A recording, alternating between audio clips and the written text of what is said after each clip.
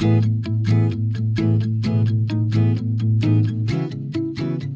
to Second Opinion. I'm Rosemarie, and if you've ever wanted a second opinion on some of the trending topics in health and wellness, you're in the right place. Each episode, I sit down with experts, innovators, and even a few disruptors to bring you fresh perspectives on the issues that could change your life, from age rejuvenation and brain health to the weight loss drug revolution and how to reinvent your career.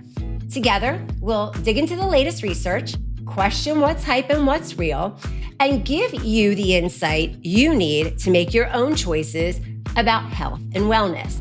So, if you're ready for a second opinion that's engaging, enlightening, and maybe even a little unexpected, let's get started. Today, we're talking money, but not just spreadsheets and savings accounts. We're diving into the midlife money mindset and with financial advisor Billy Zerillo, aka the Money Talk Advisor. Billy is the creator of the Power Purpose Plan, a financial strategy designed specifically for high-performing women who want to build wealth without sacrificing their lifestyle. Boy, do I understand that. So with a deep understanding of behavioral, finance, and a gift for making money talk feel human, Billy helps women to turn income into lasting wealth and approach their finances with clarity, confidence, and purpose. So, if you've ever felt overwhelmed by your bank account, a little confused by investing, or maybe like you're falling behind or you are behind, this episode is for you. So let's get into it. Billy, welcome to Second Opinion. Well, thank you so much. That was an amazing intro. I love that. I'm excited to talk all things money. And I'm just really thankful to be here. So I appreciate it. Okay. Well, full disclosure, I found you on Instagram because I was doing some of my own homework about women and money, because I'm actually in the purchase of buying a place and I'm like looking for ways to, it's like once you get the real estate bug, then I'm like, what else? You know, it's like, well, first I got to close on this, but I start looking and I found you by accident. And what I found, I really, really liked. Many reasons. Your more feminine approach to money really spoke to me. And I felt like it was something that I could understand. And I'm like, who is this guy? Because I thought all these people who have like all these followers who were quite fluffy behind the scene, which by the way, so I did my due diligence. I'm like, they don't even have clients, right? So we know the internet's full of that. But you had some really really interesting. And I just kept going. And then I emailed you from a coffee shop in Brooklyn. And so here we are. So with that, why women? Why did you decide to, and not only women, like high-powered women and women in transition? Yeah, that's a really good question. And I share it a lot. I talk about my own personal story with money, and that goes to the behavioral side of the finance that I really like to do.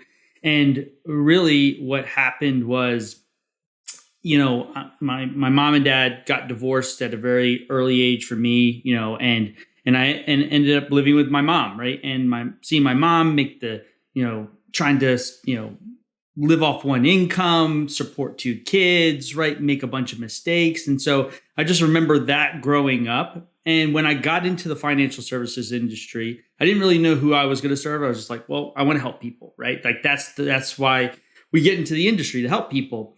And the moment that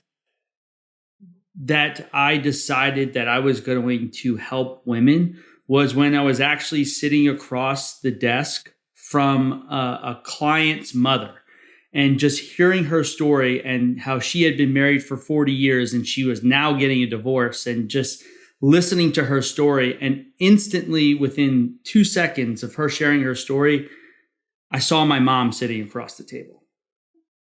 I saw, my wife sitting across the table. I started to see women that were in my life that were popping up. And I was like, my industry hasn't done a good enough job of serving women. And at that point, I knew I wanted to help. I wanted to make an impact. I wanted to make a change. And so that just led me down the path of behavioral finance, of understanding how people think about money. And then I was like, well, now I'm a different advisor, right? I want to do things differently than what the status quo has been for the last, God knows how many years, right? How long the status Yeah. quo has been there. Yeah. Wow. Well, I appreciate your transparency. That's a great story. Um, and it actually now it will coincide with some of the data that I found. So I have numbers all over the place here, but I'm going to try to do my best to read them. So according to a 2022 TIAA Institute Financial Literacy Survey, they found that women answered on average 45% of personal finance questions correctly, whereas men on average answered an average of 55% correctly as pertaining to their personal finances. And so it really shows the financial gap. Not only was this even just gender, but it was also education. So it didn't matter how much money the women made. It didn't matter how much education they had. There was still a pretty wide gap. And I thought, well, that was interesting to see that number. Yeah, so I thought that was interesting. And then I was looking at another set of data, which kind of coincided, was that overall men are 25% higher in literacy as compared to women, and that women actually crave. Now older women are actually craving to learn more about money. So, and you talked a little bit about how you got into actually ended up down this career path. So, with that being said, why do you think that the financial industry, you talk about it being confusing, especially for women? What do you mean by that? Yeah, you just get, the reason I talk about that is because for so long, like women and men get two different messages when it comes to finance. If you look at magazines, for instance, like you look at the difference in a magazine that is geared towards a female audience versus a male audience.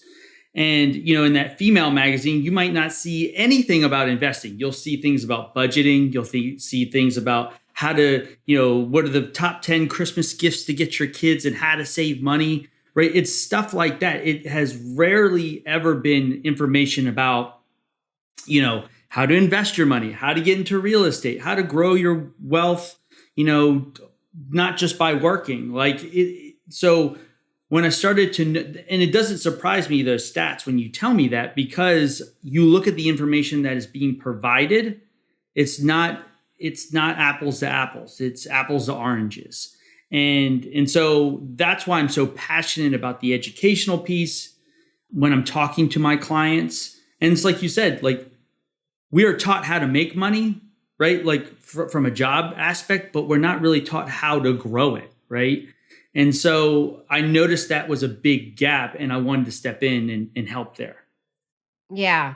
Well, and I also read, and I would love to get your thoughts on this too, is that, okay, so we start off, and I'm not going to get into the whole pay thing, but we do make less, right? That's statistically known Yes. per, 80 cents as compared to a male, which is, to $1. So we're starting off less investing, right? So we're making less. We take time. Women are more caregivers, right? And so we tend to take gaps in our careers. And then we're living longer. So not only that, we live longer. So we're like, whoa. So it's like, okay. So I found that interesting. And I thought, oh my God, I never even thought of that as a healthcare professional. We live longer. I talk about this all the time. And I never even connected the two with money. Like I need to so I thought, well, that was interesting. Yeah, I just thought that was an interesting tidbit that I add. Any thoughts on that with you that you have to? Yeah, I mean, it is like the whole dynamic of like women living longer is a true statement, and being more intentional with your money, even with all those things that you talked about, like the pay gap, right? The not investing versus saving, right? Women tend to be more savers than investors, and there's definitely some reasons behind that. But it all for me comes down to like, how intentional are you with the money that you are currently making? Because you could make $1 million a year and have nothing to show for it, or you could make, 50, 60,000, $70,000 a year and be a millionaire, right? There's a great book called The Millionaire Next Door that talks about that. That talks about how a lot of the millionaires in this country don't actually, don't need to make hundreds of thousands of dollars a year, right? It's all about how intentional you are with the money that you have and how you use it. All right. So, what I also found interesting, Bill, is that in one of your social media posts, you talked about money should provide options and not be a source of stress, right? So, it's funny. You talked about the magazines where it's like all these beautiful things, right? No talk of money, all these beautiful things. And then you say, money should be a sort of almost like a respite, not stress. So I don't know. Can you talk a little bit about that post and where that post, the inspiration came for that? Yeah, the inspiration actually came from my wife. It's funny enough. But we were sitting there talking, and we were just talking a lot about the mindset around money, the feeling around money. And because her and I have our own conversations at least once a week where we talk about these things, right? Because we want to be in tune. And so, when you think about money, usually most people's initial reaction is some type of negative reaction, right? Like, oh, man, I don't have enough money. I don't have the things that I want to go spend on. And so it's all about like flipping that energy, right? And saying, instead of talking about what you don't have, talking about what you do have. And really, like, I think people, we're bombarded. I don't even know how many times. I can't remember what the stat was, right? But like, we're bombarded on social media, TV, constantly with what we should be, what we should have with our money, what we should be doing. And we never stop to ask the question, what is important to me when it comes to my money? What is it that I want to accomplish? We're so focused on keeping up with the Joneses, right? Like keeping up with our next door neighbor or buying that new car or this or that. And so we're always chasing that external kind of validation when really the happiness around money comes from an internal validation, right? Or an internal kind of stance. So that was the motivation behind that post, was like, we need to stop looking externally for validation or happiness, because we might get it for a second, but that's going to be gone. And so we really need to focus on what is important with me, what is important to me with my money, my wealth, and how I'm going to use it. That's kind of the premise behind that thought of what you were talking about. Okay, great. That was a really good point, right? Because at the end of the day, it doesn't really matter what you have. I know many wealthy people who are very unhappy. It doesn't matter. Yes. And the poorest people, right? And if you travel, you go to these countries, it's like I meet the happiest people and they don't even have walls or windows. I mean, it goes to show you. So we need to focus more on that. So talking a lot, social media seems to be a thread of this conversation. Sadly, that's the world we live in. We need to embrace it. I'm trying to. So how about truths and myths? A lot of money myths that are truths that people think are myths. Where are women going wrong when it comes to facts versus fiction? Yeah, the biggest one that just like gets me so annoyed when it comes to fact versus fiction, and that's really when I'm sitting down with somebody or just talking to somebody about their money. That's what we're questioning. Is this fact or is this fiction? Is this a story that you're making up in your head, or is this real, right? Is this something that we really need to address? And, the fact that that self-care for oneself is looked down upon. And it's looked down upon maybe from a male perspective, but from a female perspective, it's really looked down upon. Like, if you want to go like invest in yourself, or, maybe you want to go get your hair cut, or one of those things, right? Or get your latte, right? If I have to hear somebody on social media talk about cutting out your lattes, right? And that's what's going to get you wealthy. That's the dumbest thing in the world. It's, that is a big myth, is that you can spend money on yourself and still build wealth, because your self-care, whether it be physical, whether it be emotional, mental, whatever it might be, is so important into your journey to growing wealth. Whatever wealth looks like for you, and I want to make that point, is like whatever wealth looks like to you, it's so important that you're the best version of yourself as you possibly can be, so that you can show up for the people that you want to show up for. So so like there's a ton of myths and facts out there, but the big one that I see is, and it goes back to those magazines, right? It goes back to the 10 ways how to cut stuff out of your budget, or couponing or whatever. Like, no, it's like you can spend money and still grow wealth. You just need to be intentional with how you spend your money, right? So that was a really good point. Because I think if we're not happy, like you can have one small indulgence per day and it's not going to set you over. Because honestly, that could be your difference of like, a lot of us who get up early for work, that's like the difference of like, that's like my one guilty pleasure, especially when you're doing all these other things in life, right? Washing your food, watching your money. It's like, for the love of God, you can't take that coffee away from me. You still have to live. Right. Okay. Well, I look forward to talking about how we're going to do that. But I do want to touch upon when somebody comes to you, a client, what are their biggest frustrations when women come to you? Like, where do they seem, that's it, the most frustrated when it comes to their money and saving and investing and all things finance? Yeah. The biggest thing, or the biggest reason why women come to me, is they feel overwhelmed.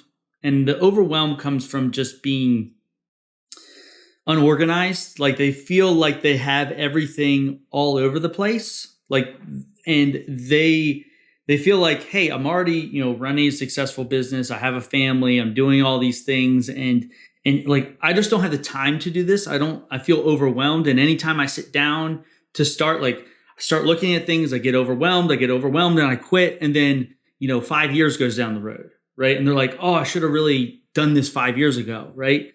And so, for me, or for the women that I work with, it's that feeling of overwhelming.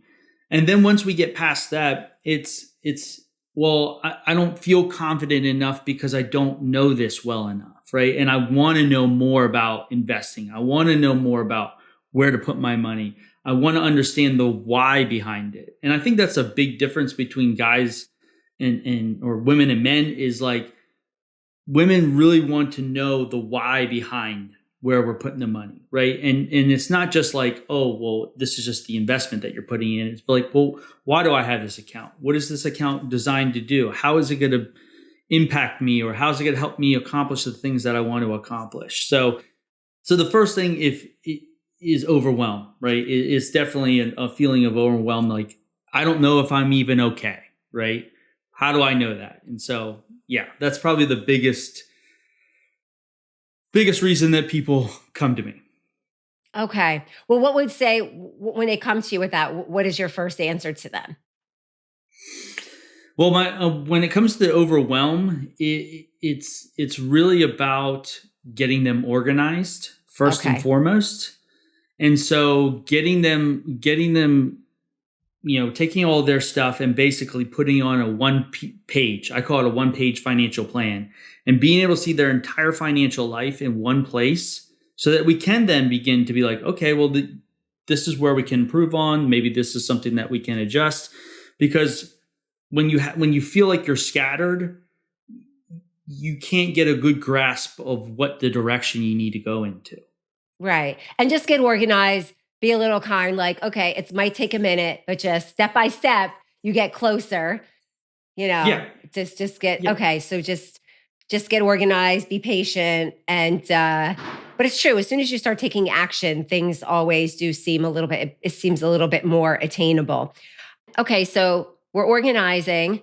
And so now you're organizing to try to combat that overwhelm. What does your idea of financial freedom look like? Is it I mean, there's so many mixed, like, is it an amount? Is it a feeling? It is a what is that?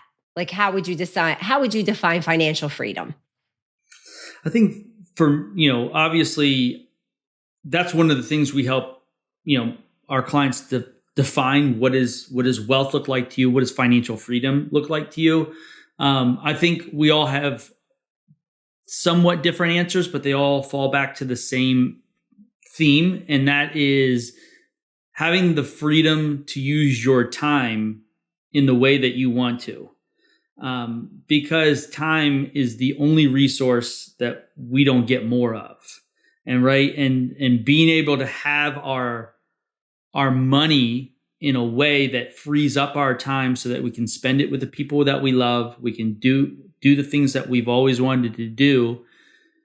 That's what I would consider, financial freedom at that point. Being able to walk away from, from the things that are holding you back from that. And so, like I said, we help everybody's, number might be different, because it really depends on what their goals are, what gets them up in the morning.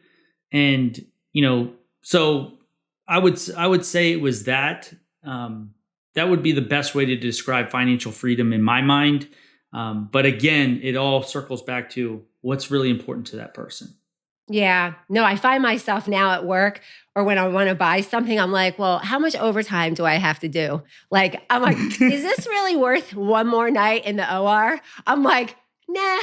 I'm at that point now. I'm like, no, but if I want to take a trip or something, I'm very motivated when I want to take a vacation. But now I'm like, no, there's nothing that wants me here one more night. Nothing. Like, unless I've got a nice trip planned or spot time with my family. But other than that, it's like a high bar anymore. It's like, what am I willing to sacrifice my time for? I say time's the Yeah. currency of life. I need to put that on a t-shirt.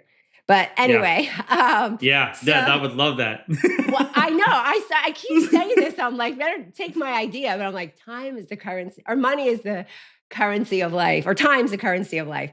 But okay, so you talk a lot about asking yourself questions. So say what and your values. Would you say is that the number one question? Would you say what you ask yourself when it comes to your finances is your time and your values, and then we can move on from there. Yeah. So the question is, what's an important question? Yeah, I would say that was probably. Is that what you're asking? Yeah. So just to be clear for people, like that would say the number one question is your value system when it comes to your money. Yeah, I would. Yeah, the number one question, yeah, is definitely how does my money align with my values? Okay. Because early on when we're younger, we're not thinking about those things, right? We're just spending money, we're living life.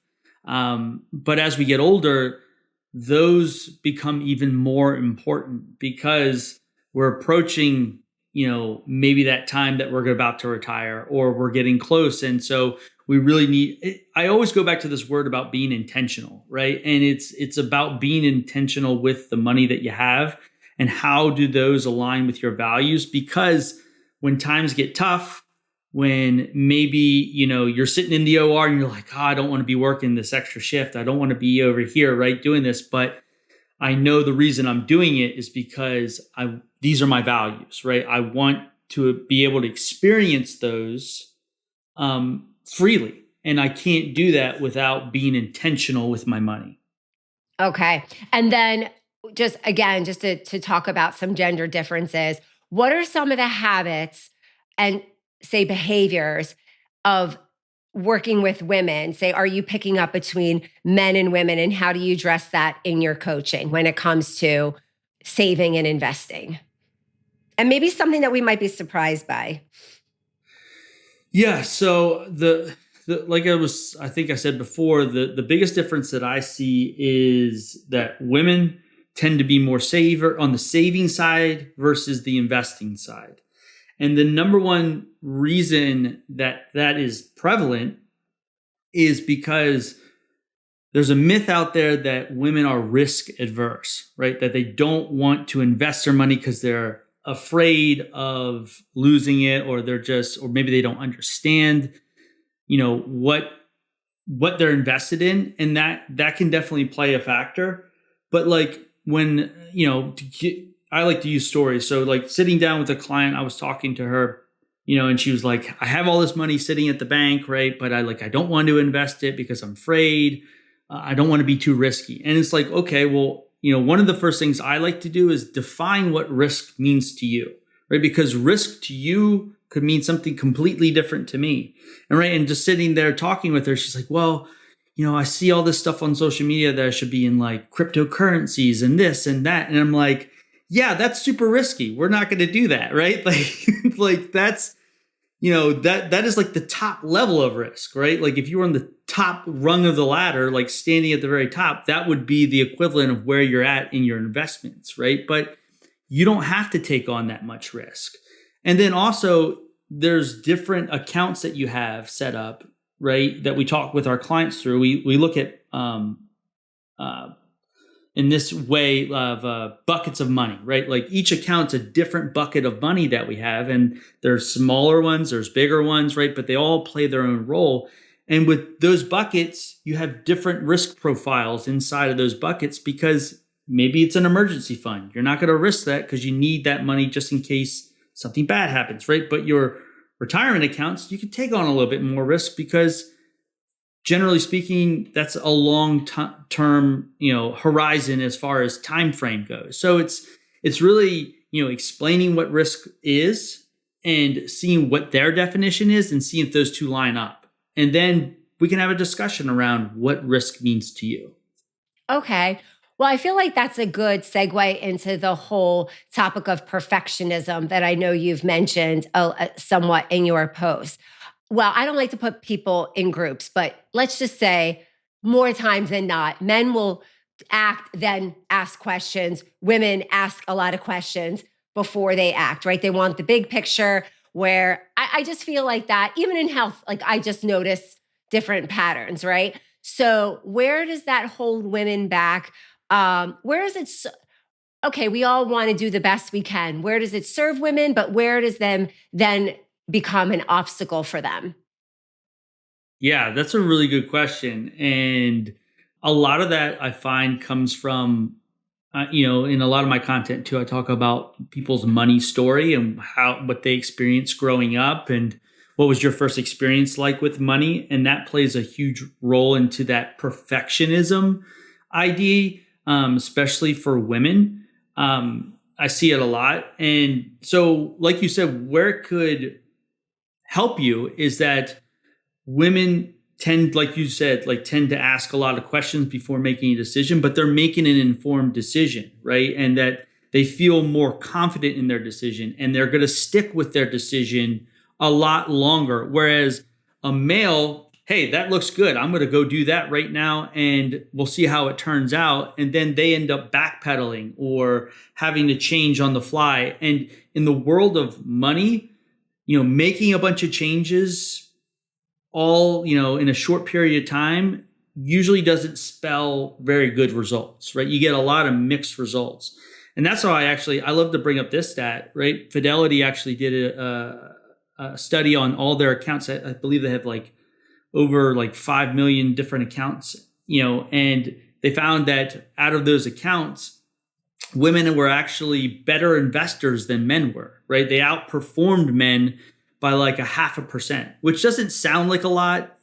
If I say, oh, I only beat you by 0.5%, but in the world of compound interest, that is a big, big margin over, if you were to pull that out over a 10, 15, 20 year time span, that 0.5% could be worth hundreds of thousands of dollars.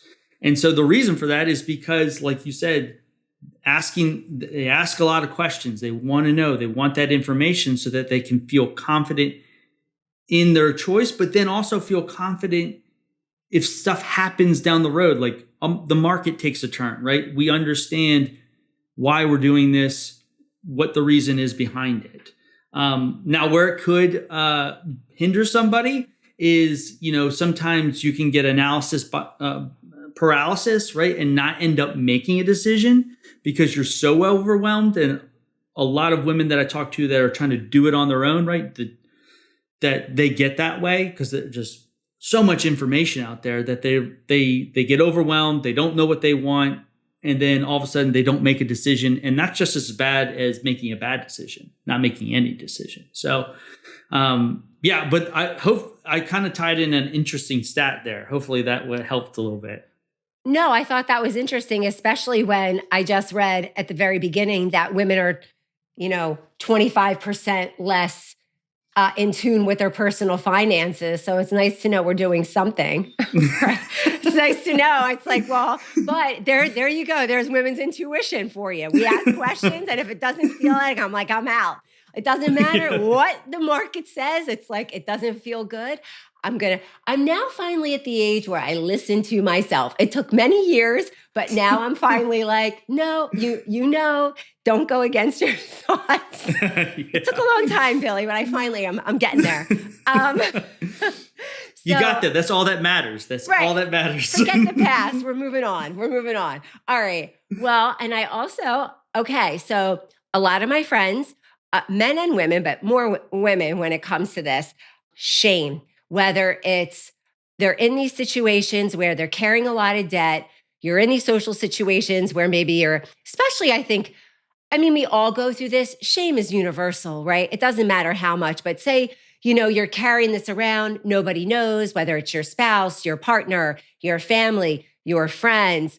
How do you tackle that? I think shame and guilt, they're similar, but not. There's generational guilt, but I think money shame, I'd really like to talk about that because I know people that hide things and then it blows up and then it's like, well, you should have told me, but their intentions were good. Let's go there because I feel like that's a big topic. Yeah. I have a rule in my first meeting that I tell clients. I'm like, listen, there's no shame, there's no blame here. There's just facts and there's how you feel about your money. And that's what we're going to focus in on because ultimately we cannot change the past, right? We can only affect the future. And I think, when it comes to that shame, that blame that we have, that we put, because I've been there, right? I've had lots of, student loan debt, credit card debt, right? And it's, I look at my own relationship, right? And it was hard to talk about money. I would freak out talking about money with my wife. Whereas, she grew up in a household that talked about money, right? And so the more we bring up, the more that we expose or bring awareness to how we think about money, we start to kind of, in a small way, detach the emotions away from our money, right? And we look at money as just a number, just a tool, rather than a direct representation of us. And we look at money of what money can do for us, not how it defines us. So that's why we spend so much time talking about the behavioral side of money, because the number side, the factual side, what you need to do with your money is very easy to understand, but it's always the emotional side of money that ruins it, right? That gets in the way. And so, it's like, but I think people too, like when they look at their money situation, they're like, I don't know what to do. I just know these numbers don't look good and they make me feel like crap.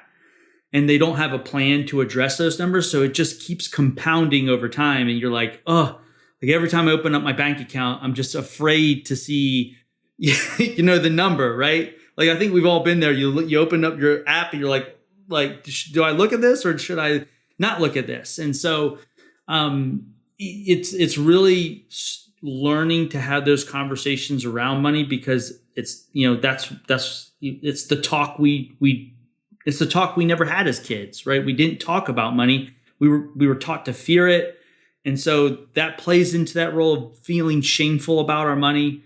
And it shouldn't be. It should be empowering. It should be, what am I going to do with this money? What am I going to do to improve my situation? I think when we flip it towards that rather than being like, woe is me, this is my situation. It's like, okay, this is your situation. What are we going to do differently? How are we going to address that? And then having a person that's going to be in your back corner helping you do those things.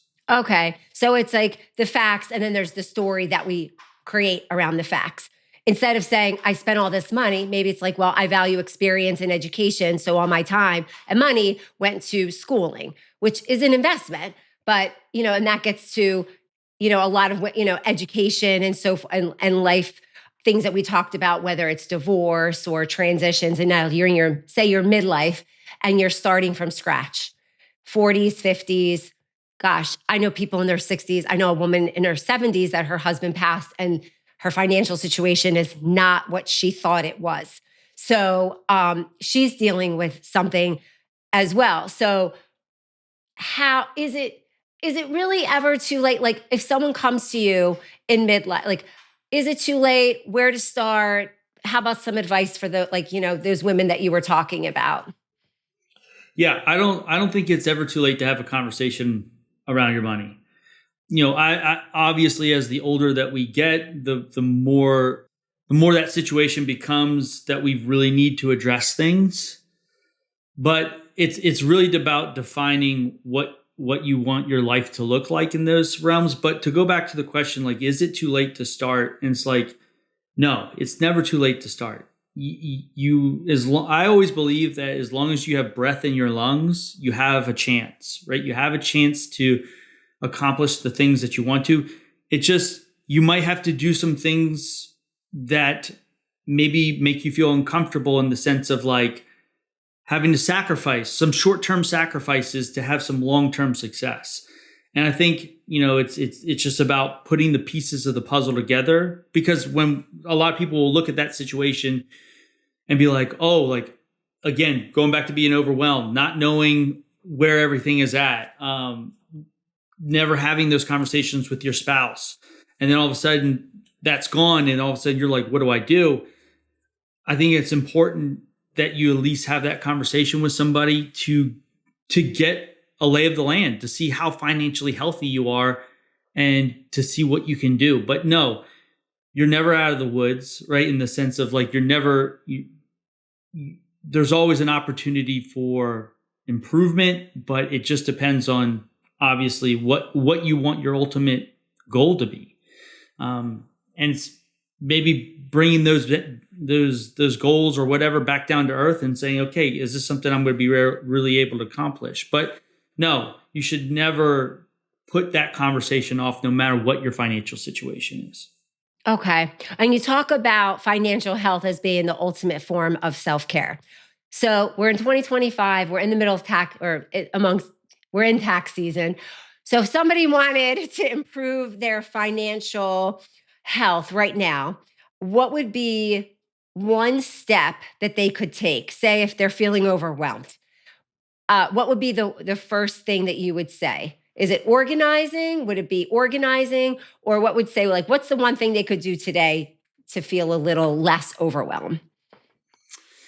Yeah. The one thing that I would tell somebody if they were starting today and they didn't want to feel so overwhelmed with their finances is to answer one simple question. And it has nothing to do with numbers. And I know this sounds counterintuitive, but is really understanding who you are and what you want with your wealth. I think we don't have a clear picture of that, or we don't really understand that. And so when we look at those numbers, we get frantic, we get overwhelmed. We're like, I don't know if I'm on track. I don't even know if I'm saving money. I don't even know if I have a 401k. And all those things start to run through your mind and you get overwhelmed, right? And so having a clear destination, of what you want to do with your money or where you want to be in the next couple of years, I think is the starting point for anybody. It's understanding, where do I want to be in the next, a year from now? Where do I want to be 3 years from now? Where do I want to be 5, 10, 15 years from now? I think starting there and getting clear on who you are and what you want with your money, what your values are, that's the starting point. Then you can begin to look at the bank accounts, the balances, the debt, where your income is going. You have a little bit better opportunity to understand those numbers and feel less frantic about it.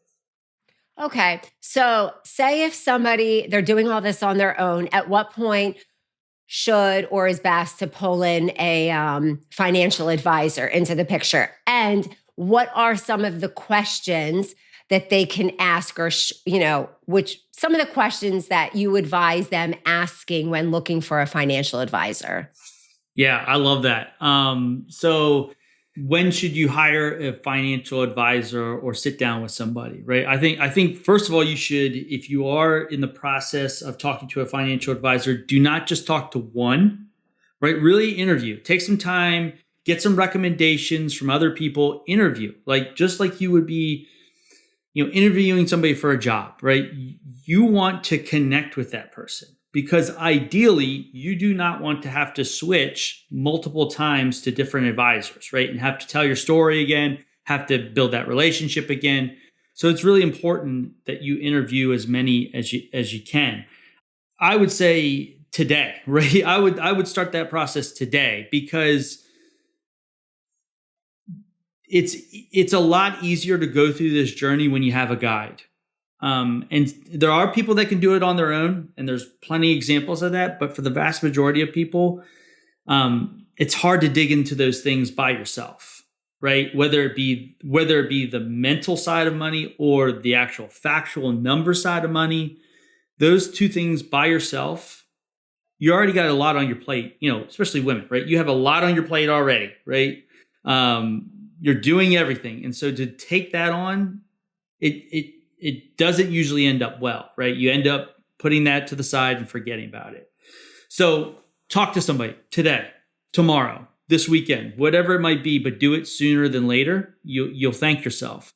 And then if I were to give a couple of questions you need to ask your advisor, right? The number one is, how do you get paid as an advisor? Understand how your advisor makes money, because they're in a business, right? They got to pay bills and all that stuff too, right? So understand how they get paid, and just ask questions about that, and ask if your advisor is a fiduciary, right? That's really important, right? To have a person that's required by law to act in your best interest at all times. That's really important, right? Because they're required to act in your best interest and not just sell your products, right? There are some advisors out there, right, that aren't fiduciaries that do that. And so, but it's important that you understand that. Understanding how they work, right? Like, how long have they been in the industry? What's their philosophy on advising clients? Those are some big questions that I would tell people that you need to ask. And then also look up reviews, right? We live in a world full of reviews, right? We review everything. So look them up on social media, like you just did, right? Like, go look at their social media, see if they have a social media presence, look at their videos, look at how they talk, right? And stuff like that, and interact with other people. And so, like I said, hopefully that's going to be a long relationship for you. So you want to, I don't know, you want to like the person, right? You want to have a good time with that person. So, yeah. I know a lot of people are leery to recommend apps or things like that, but are there any tools right off the bat where you're like, hey, this is a great application, or something that you wouldn't mind sharing, or maybe something that you should avoid, like a big no, like don't do this? Yeah. A big no in the financial world for me is if you hear anyone that says, like, this is the only way to build wealth, right? Do this one thing and you'll build wealth.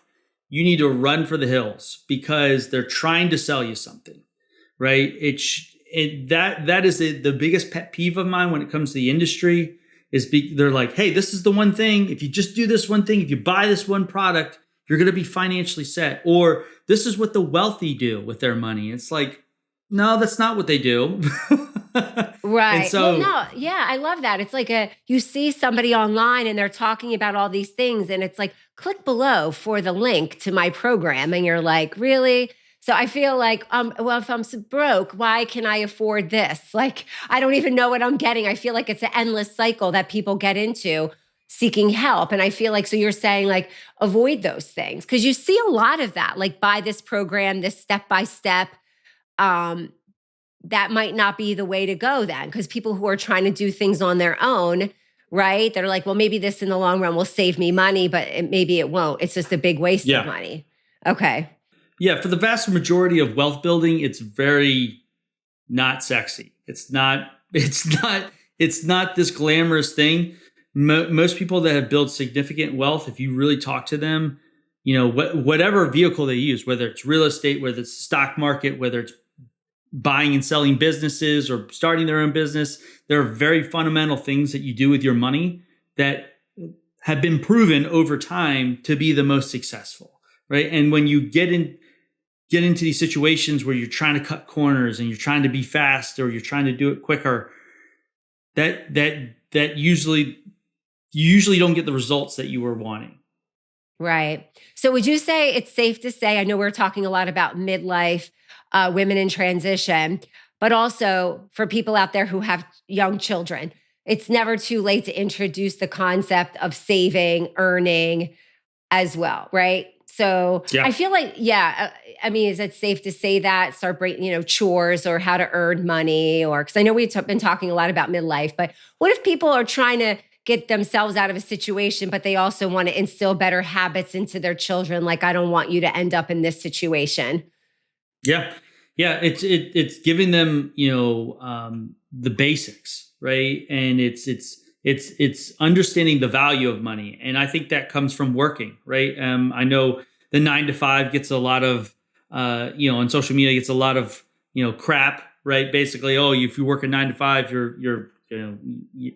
that's a bad thing. And it's like, no, it's like, it does teach you a lot of things about life, right? And it teaches you how to earn it. It teaches you, the importance of it and why you should have it. But, talking to your kids about money too is super important. And not just leaving it up to interpretation or leaving it to social media to teach your kids about money.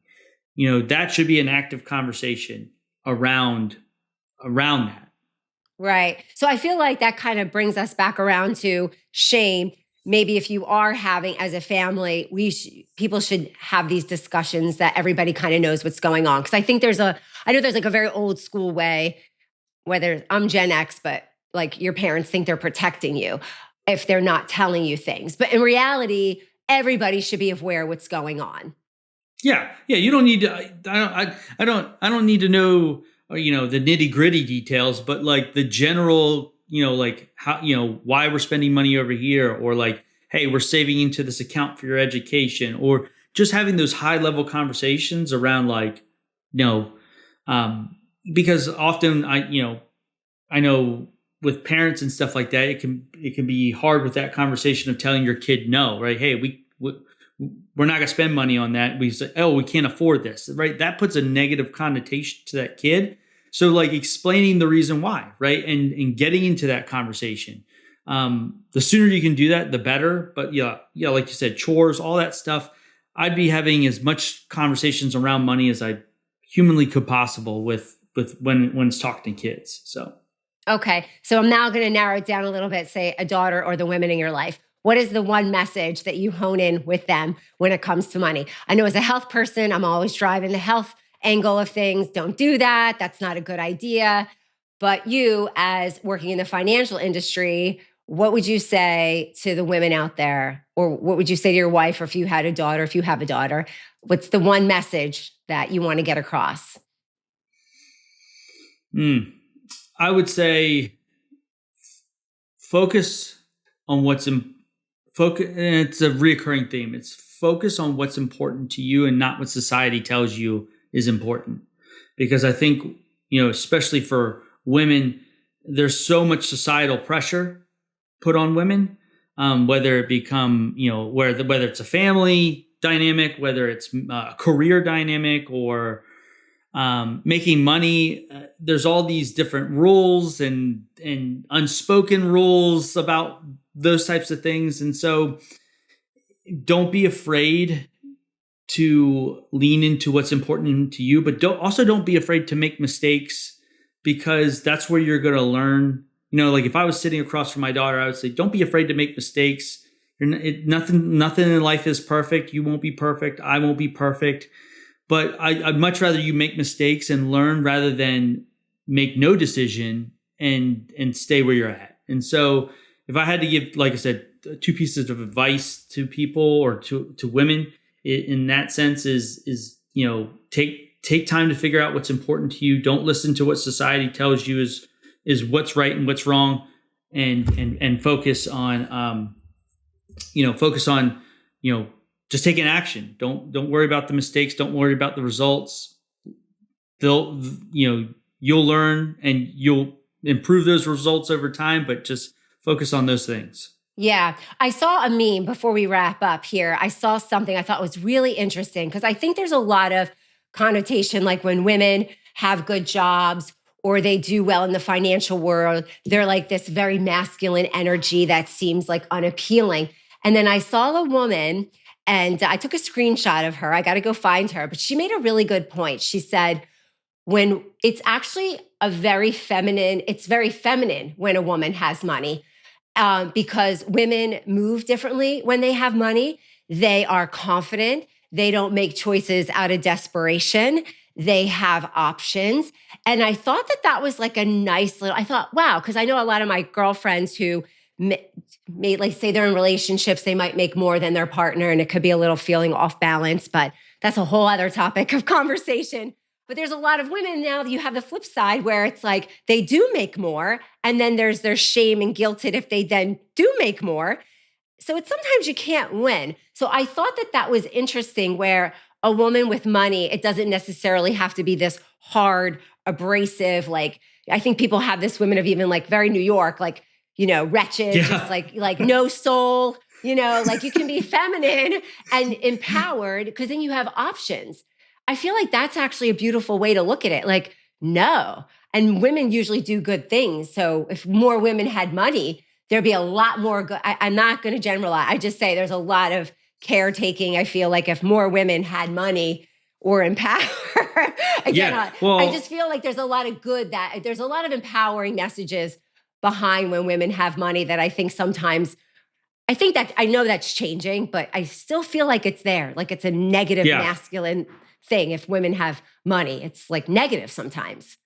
Yeah, I agree. That is another. It's like it's like the stereotype when working out, right? If a woman works out too much, right, she's going to get too muscular, and that's a bad thing. It's like no, it's like like you said, it's about the confidence. It's just they can show up who they want to be.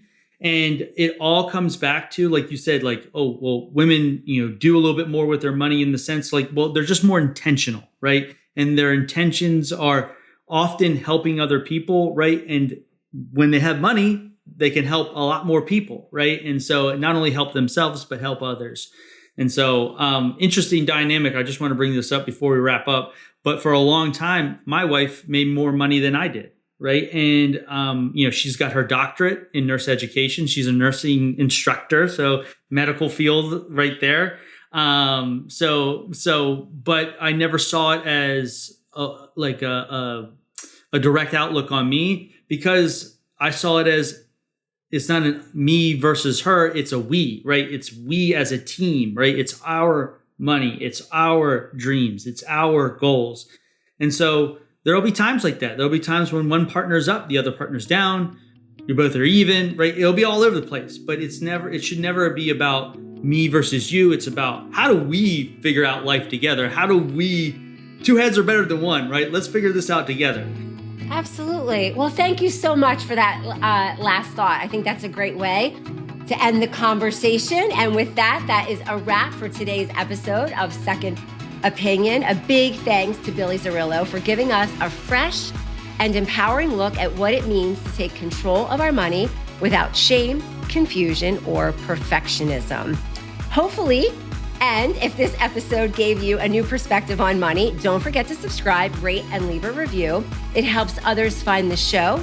And if you have a topic you love for us to explore, drop us a note. We're always looking for new ideas. I'm Rosemarie Belts. Until next time, take care of yourself, get some rest, and remember, always get a second opinion.